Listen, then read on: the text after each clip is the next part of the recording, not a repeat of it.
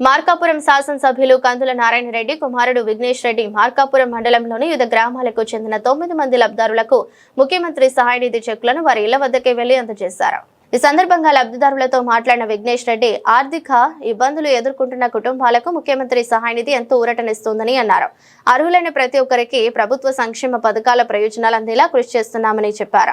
CM సహాయ నిధి కింద చెక్కులు పొందిన వారిలో బోడిచర్లకు చెందిన వెంకట నితిన్ కుమార్ రెడ్డి 41,739, చింతకుంటకు చెందిన కాలంగి లక్ష్మమ్మ 92,958 రూపాయలు, గజ్జలకొండకు చెందిన యాసారం ప్రమీల 37,100 రూపాయలు, ఈడుపూరుకు చెందిన గినిశెట్టి పెద్ద అల్లూరయ్య 24,060 రూపాయలు, మాల్యవంతునిపాడుకు చెందిన పెద్దిరెడ్డి పెద్ద అల్లూరెడ్డి 62,384, కాకర్ల అంజమ్మ 99,766, పెద్ద నాగులవరానికి చెందిన దేవండ్ల వెంకట రమణ 78,122, రాజంపాలెంకు చెందిన దుగ్గేపూడి వెంకట సుబ్బమ్మ 25,920, తిప్పాయపాలెంకు చెందిన సూలమేశ్వర వరప్రసాద్ 42,983 విలువైన చెక్కులను అందుకున్నారు. ఈ సందర్భంగా మొత్తం 5,50,032 రూపాయల విలువైన సీఎం సహాయ నిధి చెక్కులను 9 మంది లబ్ధిదారులకు పంపిణీ చేశారు.